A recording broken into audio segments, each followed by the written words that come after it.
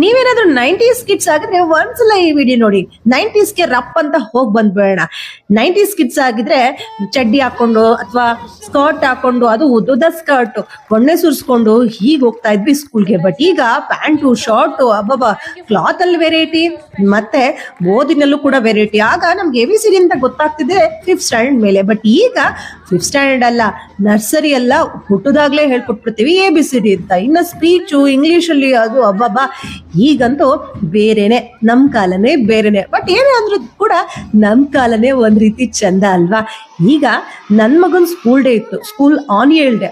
So annual ಡೇಗೆ ನಾವು ಹೋಗಿದ್ವಿ. ಇಲ್ಲಿ ಸ್ಪೋರ್ಟ್ಸು, ಗೇಮ್ಸು, ಯೋಗ ಈ ತರದೆಲ್ಲ ಇತ್ತು.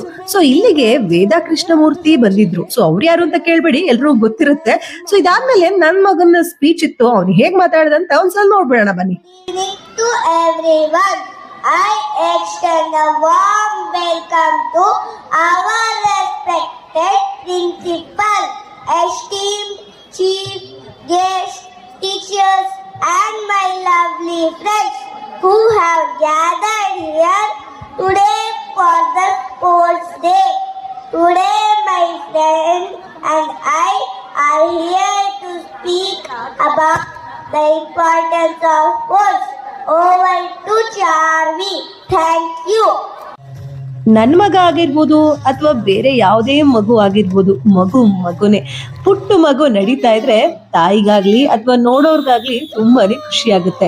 ಇನ್ನು ಇಷ್ಟೊಂದ್ ಮಕ್ಳನ್ನ ಒಟ್ಟಿಗೆ ನೋಡಿದಾಗ ಖಂಡಿತವಾಗ್ಲೂ ಖುಷಿ ಆಗುತ್ತೆ. ಈ ಪುಟ್ ಮಕ್ಳು ಪುಟಾಣಿ ಡ್ಯಾನ್ಸ್ ಮಾಡಿ, ಪುಟ ಅಂತ ಮಾರ್ಚ್ ಫಾಸ್ಟ್ ಮಾಡಿ ಈ ಯೋಗ ಮಾಡ್ತಾ ಇದ್ರೆ ಅದೇನು ಒಂಥರ ಖುಷಿ ನೋಡೋದಿಕ್ಕೆ.